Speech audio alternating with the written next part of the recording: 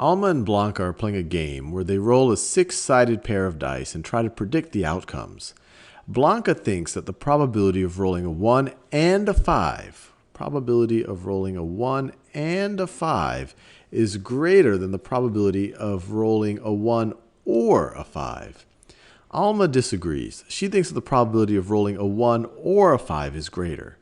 Based on the sample space of possible outcomes listed below, who is correct, Alma or Blanca? Well, we could just look straight at the sample space and see how many of these outcomes satisfy each of these situations. So the probability of rolling a 1 and a 5, so the probability of rolling a 1 and a 5, well, look from this grid here, we see that there are 36 equally likely outcomes. And how many of them involve rolling a 1 and a 5? So this is a 1 and a 5 is this one. That's 1 and a 5. And you also have a 1 and a 5 right over here. There's exactly 2 out of these 36 equally likely outcomes that involve a 1 and a 5. So there is a 1 over 18 chance of this happening. Or you could say the probability is 1/18. Now, what's the probability of rolling a 1 or a 5? Well, a 1 or a 5, so probability of 1 or a 5, well, all of these over here involve a 1. My pen, it's digital pen, but it looks like it's running out of ink. Those all involve a 1, and all of these involve a 5. All of these involve a 5 right over here. All over these involve a 5. Those involve a 5. And actually, we're not done yet. We have all of these involving a 1 right over here. And you have all of these involving a 5.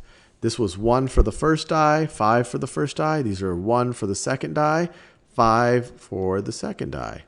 So how many total outcomes are there? Well, it's 1, 2, 3, 4, 5, 6, 7, 8, 9, 10, 11, 12, 13, 14, 15, 16, 17, 18, 19, 20. So it's 20 out of the 36 equally likely outcomes.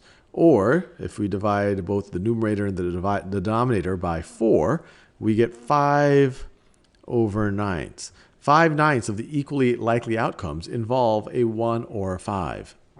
So clearly 5/9 is larger than 1/18. 5/9 is the same thing as 10/18. So the probability of a 1 or a 5 is greater. So Alma was right. Alma thinks that the probability of rolling a 1 or a 5 is greater. So who is correct? Alma. Alma is correct. Now, it was good to go through this exercise of identifying the subset of our sample space that meets each of these situations, but you could have just thought about it as well, even if you didn't have the sample space in front of you. What Blanca was saying, the probability of a 1 and a 5, you have to have a 1 and a 5, that's a much more stringent constraint than a 1 or a 5. A 1 or a 5 is going to include many, many more things. It's going to include a 2 and a 1, a 3 and a 1. It's going to include a 5 and a 3, not just a 5 and a 1. So just without even looking at this, without actually even having to calculate these probabilities, you could have said, look, what Alma is saying has a higher probability. It makes sense because she's placing a much looser constraint, a 1 or a 5, not 1 and a 5.